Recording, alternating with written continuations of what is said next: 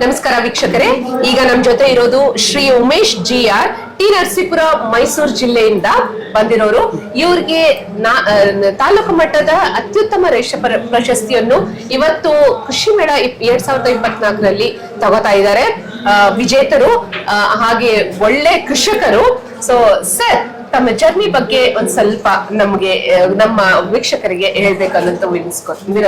ಎಲ್ಲ ವೀಕ್ಷಕರಿಗೂ ನಂದು ಈ ತಾಲೂಕು ಮಟ್ಟದ ಯುವ ರೈತ ಎಂಬ ಪ್ರಶಸ್ತಿ ಕೊಡ್ತಾ ಇರೋದ್ರಿಂದ ತುಂಬಾ ಖುಷಿಯಾಗಿದೆ. ಕಡೆಯಿಂದ ಧನ್ಯವಾದಗಳನ್ನು ಹೇಳ್ತಿದ್ದೀನಿ ಎಲ್ಲರಿಗೂ. ನಾನು ಬೇಸಿಕ್ಲಿ ಟಿ ನರಸೀಪುರ ತಾಲೂಕು ಎಡದೊರೆ ಗ್ರಾಮದಲ್ಲಿ ವಾಸ ಇರೋದು. ನಮ್ಮ ತಂದೆಯವರು ಚಿಕ್ಕಂದ್ರಿಂದಲೂ ನನಗೆ ಗೌರ್ಮೆಂಟ್ ಎಂಪ್ಲಾಯ್ ಆಗ್ಬೇಕು ಅನ್ನೋ ಆಸೆ ಇತ್ತು ಅವ್ರಿಗೆ. ಅದರಿಂದಾಗಿ ನಾನು ಗೌರ್ಮೆಂಟ್ ಎಂಪ್ಲಾಯ್ ಆಗ್ಲೇಬೇಕು ಅಂದ್ಬಿಟ್ಟು ಓದೋದ್ರೆ ಆಗ್ಲಿ, ಬರೀ ಓದೋದೇ ನನ್ನ ಜೀವನ ಆಗಿದ್ದು ಅವಾಗ. ಅಂಥದ್ರಲ್ಲಿ ನಾನು ಕಾಂಪಿಟೇಟಿವ್ ಎಕ್ಸಾಮ್ಗಳೆಲ್ಲ ತಕೊಂಡು ಓದಿ ಏನಾದ್ರು ಜಾಬ್ ಮಾಡಬೇಕು ಅನ್ನೋಕ್ಕೋಸ್ಕರ ಮಾಡಿದೆ. ಸಕ್ಸಸ್ ಆಗಲಿಲ್ಲ ಅದರಲ್ಲಿ. ನಾನು ಮುಂದೆ ಜೀವನ ನಾನು ಏನು ಮಾಡೋದು ಅನ್ನೋದು ನನಗೆ ತೋರಿಸ್ಲಿಲ್ಲ. ಆಗ ನನ್ನ ತಂದೆ ನನಗೆ ಚಿಕ್ಕಂದ್ರಿಂದಲೂ ಜೊತೆಲಿ ಇದ್ದು ನನಗೆ ಈ ಥರ ಹಸು ಸಾಕೋದು, ಯಾವ ಥರ ಆಡು ಕೂರಿಗಳು ಹಿಂಗೆ ಸಾಕೋದು, ಅವಾಗಿಂದ ನನಗೆ ಆಸಕ್ತಿ ಜಾಸ್ತಿ ಆಯಿತು. ಬೇರೆ ಯಾರ್ಯಾರ ಕೈ ಕೇಳಬೇಕು ಕೆಲಸ ಮಾಡೋಕೆ ನನಗೆ ಇಷ್ಟ ಇರಲಿಲ್ಲ. ನಾನೇ ಒಂದಷ್ಟು ಜನಕ್ಕೆ ಕೆಲಸ ಕೊಡ್ಬೋದಲ್ಲ ಅನ್ನೋ ಒಂದು ಕಾರಣಕ್ಕೋಸ್ಕರ ನಾನೇ ಸ್ವಂತವಾಗಿ ವ್ಯವಸಾಯ ಮಾಡಕ್ ಸ್ಟಾರ್ಟ್ ಮಾಡಿದೆ. ಹೈನುಗಾರಿಕೆಗೋಸ್ಕರ, ಕೃಷಿ ಮಾಡೋಕ್ಕೋಸ್ಕರ ತುಂಬಾ ಟೈಮ್ ಕೊಟ್ಟು, ಪೇಷನ್ಸ್ ಕೊಟ್ಟು ಶ್ರಮ ಪಟ್ಟಿರೋದಕ್ಕೆ ಇವತ್ತು ಇಲ್ಲಿಗೆ ಬಂದಿದ್ದೀರಾ. ಅವಾರ್ಡ್ ತಗೊಳ್ಳೋ ಮಟ್ಟಿಗೆ ಬೆಳೆದಿದ್ದೀರಾ ನೀವು. ಸರ್, ಏನೇನೆಲ್ಲ ಹೊಸ ಟೆಕ್ನಾಲಜಿಯನ್ನ ನೀವು ಯೂಸ್ ಮಾಡಿದ್ದೀರಾ ಅಥವಾ ಹೊಸ ಮಾಹಿತಿಯನ್ನು ಯೂಸ್ ಮಾಡ್ಬಿಟ್ಟು ನೀವು ಈ ಮಟ್ಟಿಗೆ ಬೆಳೆದಿದ್ದೀರಾ? ಮೇಡಮ್, ನಾನು ಆಲ್ಮೋಸ್ಟ್ ಎಲ್ಲ ಇದ್ರಲ್ಲೂ ಡ್ರಿಪ್ ಇರಿಗೇಷನ್ ಯೂಸ್ ಮಾಡ್ತೀನಿ. ಡ್ರಿಪ್ ಇರಿಗೇಷನ್ ಯೂಸ್ ಮಾಡ್ತಾ ಇದ್ದೀರಾ? ಡ್ರಿಪ್ ಅಂದ್ರೆ ನಾವು ಬಾಳೆನೋ ಡ್ರಿಪ್ ಅಲ್ಲೇ ಮಾಡೋದು. ಕಲ್ಲಂಗಡಿ ಬೆಳಿತೀವಿ, ಸೀಸನ್ಗೆ ಕಲ್ಲಂಗಡಿ ಬೆಳಿತೀವಿ. ಅನ್ ಸೀಸನ್ಗೆ ಎಲ್ಲಕ್ಕೂ EMC ಎಳವನ್ನ ಎಲ್ಲ ಬರ್ತವೆ, ಅದನ್ನ ಬೆಳಿತೀವಿ. ಇದರಿಂದ ನಮ್ಗೆ ಎಚ್ಚೆತ್ತವಾಗಿ ನಮ್ಗೆ ಆದಾಯ ಬರುತ್ತೆ. ಇದರಿಂದ ನಮ್ಗೆ ಸಕ್ಸಸ್ ಕಾಣಕ್ಕೆ ಅನುಕೂಲ ಆಯ್ತು. ನಾವು ನೀರು ಎಷ್ಟು ಮಿತವಾಗಿ ಬಳಸಿ ಫಸಲು ಹೆಂಗ್ ತೆಗಿತೀವಿ, ಅದ್ರ ಮೇಲೆ ನಮ್ಗೆ ಖರ್ಚು ಕಡಿಮೆ ಮಾಡಿ ಲಾಭ ಅಧಿಕವಾಗಿ ತೆಗೆಯೋದ್ರಲ್ಲಿ ನಮ್ಗೆ ಲಾಭ ಕಾಣಕ್ ಸಾಧ್ಯ ಆಗ್ತಿದೆ. ಡ್ರಿಪ್ ಇರಿಗೇಷನ್ ಅಂತ ಹೇಳಿದ್ರಿ ಸರ್, ಹೇಗ್ ಶುರು ಮಾಡಿದ್ರಿ ಅದು ಡ್ರಿಪ್ ಇರಿಗೇಷನ್? ಯಾರು ಮಾಹಿತಿ ಕೊಟ್ಟರು? ನನಗೆ ತೋಟಗಾರಿಕೆ ಇಲಾಖೆಯಿಂದ ಪ್ರಸಾದ್ ಅಂದ್ಬಿಟ್ಟು ಒಬ್ರು ಪರಿಚಯ ಇದ್ದಾರೆ, ನಮ್ಗೆ ಅಧಿಕಾರಿ ಒಬ್ರು. ಅವರು ನಮ್ಗೆ ತುಂಬಾ ಆತ್ಮೀಯರು. ಅವ್ರು ಹೇಳ್ತಿರ್ತಾರೆ ಯಾವಾಗ್ಲೂ, ನಿಮ್ಗೆ ಏನೇ ಹೆಲ್ಪ್ ಬೇಕಾದ್ರೂ ನಾನು ಮಾಡ್ಕೊಡ್ತೀನಿ, ನಿಮ್ಗೆ ಎಲ್ಲ ನೀವು ಮಾಡಿ, ನಾನು ಹೆಲ್ಪ್ ಮಾಡ್ತೀನಿ ಅಂತ ಹೇಳ್ತಿರ್ತಾರೆ. ಅವ್ರ ಸಹಕಾರದಿಂದ ನಾವು ಡ್ರಿಪ್ ಇರಿಗೇಷನ್ ಎಲ್ಲಾನು ಅವರ ಸಹಾಯದಲ್ಲೇ ತಗೊಂಡು ಅದ ಅಪ್ಲೈ ಮಾಡಿ ನೀರನ್ನ ಮಿತವಾಗಿ ಬೆಳೆಸಿ ಫಸಲು ತೆಗೆದು ಲಾಭ ಕಾಣ್ತಾ ಇದ್ದೀವಿ. ತೋಟಗಾರಿಕೆ ಇಲಾಖೆಯಿಂದ ತಮ್ಗೆ ಮಾಹಿತಿ ಸಿಕ್ಕು ತಾವು ಡ್ರಿಪ್ ಇರಿಗೇಷನ್ ಶುರು ಮಾಡ್ಕೊಂಡ್ರಿ ಅಂತ ಹೇಳಿದ್ರಿ. ಒಳ್ಳೇದು ಸರಿ. ಕೃಷಿ ಇಲಾಖೆ ಆಯ್ತು, ತೋಟಗಾರಿಕೆ ಇಲಾಖೆ ಆಯ್ತು, ಕೃಷಿ ವಿಶ್ವವಿದ್ಯಾಲಯ, ಕೃಷಿ ವಿಜ್ಞಾನ ಕೇಂದ್ರ ಎಲ್ಲ ತಮ್ಮ ಸೇವೆಗೋಸ್ಕರನೇ ಇರೋದು. ದಯವಿಟ್ಟು ಉಪಯೋಗಿಸಿ. ಈಗ ಮತ್ತೆ ಮುಂದೆ ಏನ್ ಪ್ಲಾನ್ಸ್ ಇದೆ ಸರ್ ನಿಮ್ಗೆ? ಏನಾದ್ರು ಮತ್ತೆ ಹೊಸದಾಗಿ ಏನ್ ಮಾಡ್ಬೇಕು ಅಂತ ಅನ್ಕೊಂಡಿದ್ದೀರಾ? ಹೊಸದಾಗಿ ಈಗ ನನಗೆ ಸೋಲಾರ್ ಅಳವಡಿಸ್ಕೊಂಡು, ಮತ್ತೆ ಈಗ ಎಲ್ಲಾನು ಗೌರ್ಮೆಂಟ್ಗೆನೆ ನಮ್ಗೆ ಕರೆಂಟ್ ಕೊಡಿ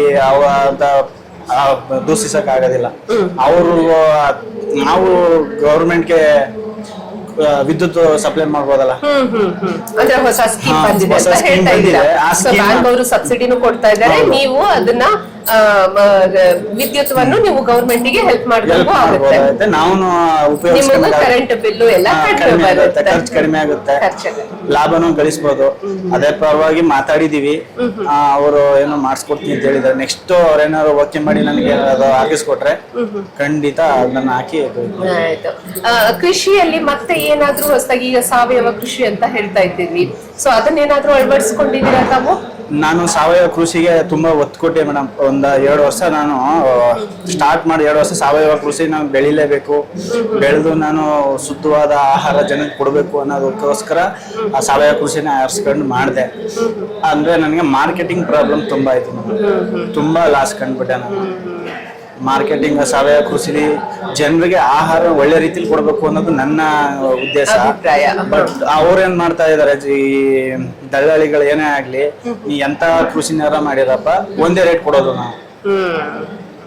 ಅಂದಾಗ ನಾನು ಬದುಕಬೇಕಾದ ಪರಿಸ್ಥಿತಿ ಬಂದಾಗ ಈ ಸಾವಯವ ಕೃಷಿನ ನನ್ನ ಮನೆಗೆ ಎಷ್ಟು ಬೇಕೋ ಅಷ್ಟು ನಾನು ಮಾಡ್ಕೊಂಡು ಇನ್ ಮಿಕ್ಕಿದ್ನೆಲ್ಲಾನು ಮಾಮೂಲಿ ಇದ್ರಿಂದ ಮಾಡ್ತಿದ್ದೆ. ಈಗ ನೀವು ಬೆಳೀತಾ ಇದ್ದೀರಲ್ಲ, ಇದಕ್ಕೆ ಮಾರುಕಟ್ಟೆ ಹೇಗೆ ಸರ್? ಮಾರುಕಟ್ಟೆ ಎಲ್ಲಾ ಕಡೆ ಹೋದ ದಳ್ಳಾಳಿಗಳ ತುಂಬಾ ತೊಂದರೆ. ದಲಾಲಿಗಳನ್ನೇ ಹಿಡ್ಕೊಂಡು ನೀವು ಮಾರುಕಟ್ಟೆ ಹೋಗ್ಲೇಬೇಕು, ಇಲ್ಲ ಅಂದ್ರೆ ಬೇರೆ ಆಪ್ಷನ್ ಇಲ್ಲ ನಿಮ್ಗೆ. ಅದರಿಂದ ಈಗ ನಾವು ಓನ್ ಆಗಿ ನಾವೇನಾದ್ರು ಮಾರ್ಕೆಟಿಂಗ್ ಮಾಡ್ಬೇಕಲ್ಲ ಅನ್ನೋಕ್ಕೋಸ್ಕರ ಮುಂದೆ ಯೋಜನೆಗಳು ಹಾಕೊಂಡು ಮಾರ್ಕೆಟಿಂಗ್ ನಾವೇ ಮಾಡ್ಬೇಕು ಅನ್ನೋದಕ್ಕೆ ರೆಡಿ ಆಗಿದ್ದೀನಿ ಇವಾಗ ನಾನು. ಗುಂಪುಗಳ ಬಗ್ಗೆ ನಿಮ್ಗೆ ಏನಾದ್ರು ಮಾಹಿತಿ ಗೊತ್ತಾ ಸರ್? ಈ ಗುಂಪುಗಳು ಇರ್ತವೆ, ಫಾರ್ಮರ್ಸ್ ಪ್ರೊಡ್ಯೂಸರ್ ಆರ್ಗನೈಸೇಷನ್ ಅಂತ ಹೇಳ್ತೀವಿ, ಅದ್ರ ಬಗ್ಗೆ ಏನಾದ್ರು ಐಡಿಯಾ ಇದೆ ನಿಮ್ಗೆ? ಅದ್ರ ಬಗ್ಗೆ ಐಡಿಯಾಸ್ ಇಲ್ಲ. ದಯವಿಟ್ಟು ಕೃಷಿ ಮೇಳ ಗ್ರೌಂಡ್ ಅಲ್ಲಿ ಹೋಗಿ, ನಿಮ್ಗೆಲ್ಲಾ ಮಾಹಿತಿ ಸಿಗುತ್ತೆ. ಕನ್ಸಲ್ಟೆನ್ಸಿ ಇದೆ ನಿಮ್ಗೆ ಅದ್ರ ಬಗ್ಗೆ ಎಲ್ಲ ಮಾಹಿತಿ ಸಿಗುತ್ತೆ. ಸೊ ಪ್ರೊಬಾಬ್ಲಿ ನಿಮ್ಗೆ FPO ಇಂದ ಎಲ್ಲ ನಿಮ್ಗೆ ಮಾರ್ಕೆಟಿಗೆ ನಿಮ್ಗೆ ಉಪಯೋಗ ಆಗಬಹುದು. ದಯವಿಟ್ಟು ಏನು ನಮ್ಗೆ ಕೃಷಿ ವಿಶ್ವವಿದ್ಯಾಲಯಕ್ಕಾಯ್ತು, ಕೃಷಿ ವಿಜ್ಞಾನ ಕೇಂದ್ರಕ್ಕಾಯ್ತು ಭೇಟಿ ನೀಡ್ತಾ ಇರಿ. ಸೊ ನಿಮ್ಗೆ ಇನ್ನೂ ಮಾಹಿತಿ ಸಿಗುತ್ತೆ. ನಿಮ್ಗೆ ಮತ್ತಿನ್ನೇನಾದ್ರೂ ಮಾಹಿತಿ ಬೇಕಂದ್ರೆ ದಯವಿಟ್ಟು ಬನ್ನಿ. ಖಂಡಿತ ಮೇಡಮ್, ನಾನು ಗೌರ್ಮೆಂಟ್ ಇಂದ ಯಾವುದೇ ಫೆಸಿಲಿಟೀಸ್ ಬಂದ್ರು, ಯಾವುದೇ ಒಂದು ಮಾಹಿತಿ ಬೇಕಾದ್ರೂ ಅಧಿಕಾರಿಗಳನ್ನ ಕಾಂಟ್ಯಾಕ್ಟ್ ಮಾಡಿ ಅವ್ರ ಹತ್ರ ಮಾಹಿತಿ ತಗೊಂಡು ಅದೆಷ್ಟು ಸಾಧ್ಯವೋ ಅಷ್ಟು ಅಪ್ಲೈ ಮಾಡಿ ಒಳ್ಳೆ ರೀತಿ ಬೆಳೆ ಬೆಳೆದು ನನಗೆ ಏನು ಆಹಾರ ಅಭದ್ರತೆ ಆಗ್ಬಾರ್ದು, ಎಲ್ಲ ಪ್ರಜೆಗಳಿಗೂ ಒಳ್ಳೆ ಶುದ್ಧ ಆಹಾರ ಸಿಗ್ಬೇಕು ಅನ್ನೋದೊಂದು ಆಸೆ ಇದೆ. ಈಗ ಮತ್ತೆ ನಾನು ಸಾವಯವ ಕೃಷಿನೇ ಆರಿಸ್ಕೊಂಡು ಮತ್ತೆ ಅದನ್ನೇ ಮಾಡ್ಬೇಕು ಅಂತ ಡಿಸೈಡ್ ಮಾಡಿದ್ದೀನಿ. ದಯವಿಟ್ಟು ಅದಕ್ಕೆ ಒಂದ್ ಸ್ವಲ್ಪ ಸಣ್ಣದಾಗಿ ಶುರು ಮಾಡ್ಕೊಳ್ಳಿ. ಸಾವಯವ ಕೃಷಿನೇ ಸ್ಟಾರ್ಟ್ ಮಾಡ್ತೀನಿ ಮೇಡಮ್. ಒಳ್ಳೇದು ಸರ್. ಈಗ ನೀವು ಇಷ್ಟೊಂದೆಲ್ಲ ಸಾಧಿಸಿದಿರಾ, ನಮ್ಮ ಯುವ ಜನತೆಗೆ ಏನಂತ ಸಂದೇಶವನ್ನು ಕೊಡಕ್ಕೆ ಇಷ್ಟಪಡ್ತೀರಾ? ಎಲ್ಲರೂ ಕೃಷಿ ಅಂತಂದ್ರೆ ಮುಖ ಮುರಿಯೋದು ಜಾಸ್ತಿ ಮೇಡಮ್, ಇಂಟ್ರೆಸ್ಟ್ ಕೊಡೋದಿಲ್ಲ.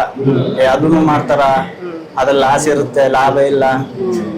ನಾವು ಯಾವ ತರ ಶ್ರಮ ಹಾಕ್ತಿವಿ, ಯಾವ ತರ ನಮ್ಮ ಗಮನ ಎಲ್ಲನೂ ಹೋಗ್ದೇನೆ ಕೃಷಿಲಿ ನಾನು ಸಾಧಿಸ್ಬೇಕು ಅಂತ ಅಲ್ಲಿಗೆ ತೊಡಗಿಸ್ಕೊಂಡಾಗ ಪ್ರತಿಯೊಂದು ಅಲ್ಲೇನೆ ಲಾಭ ಕಾಣ್ಬೋದು. ಅದರಿಂದಾಗಿ ಯುವ ರೈತರು ಯಾರು ನಾವು ಮಾಡ್ತೀವಿ ಅಂತಾರೆ ಅವ್ರಿಗೆಲ್ಲ ನನ್ನ ಸಜೆಷನ್, ನೀವುಗಳು ಹೆದರಬೇಡಿ. ನಿಮ್ ಕೈಲಿ ಎಷ್ಟು ಸಾಧ್ಯವೋ ಅಷ್ಟು ನಿಮ್ಮ ಶ್ರಮನಲ್ಲಿ ಹಾಕಿ, ಶ್ರಮ ತಕ್ಕ ಫಲ ಬಂದೇ ಬರುತ್ತೆ. ಎಲ್ಲರೂ ಲಾಭ ಕಾಣ್ಬೋದು, ದೇಶಕ್ಕೆ ಅನ್ನ ಹಾಕ್ಬೋದು. ಒಳ್ಳೇದು ಸರ್. ತುಂಬಾ ಖುಷಿ ಆಯ್ತು ನಿಮ್ ಜೊತೆ ಮಾತಾಡಿ. ಬಂದಿದ್ದಕ್ಕೆ ತುಂಬಾ ಧನ್ಯವಾದಗಳು. ಹಾಗೆ ನಿಮ್ಗೆ ಅವಾರ್ಡ್ ಸಿಗ್ತಾ ಇದೆ, ತುಂಬಾ ಅಭಿನಂದನೆಗಳು. ಒಳ್ಳೇದಾಗ್ಲಿ, ಹೀಗೆ ಬೆಳೀತಾ ಇರಿ. ನಮ್ಮ ಯುವ ಪೀಳಿಗೆ ಹೀಗೆ ಸಂದೇಶವನ್ನು ಕೊಡ್ತಾ ಇರಿ. ನಮಸ್ಕಾರ ಸರ್.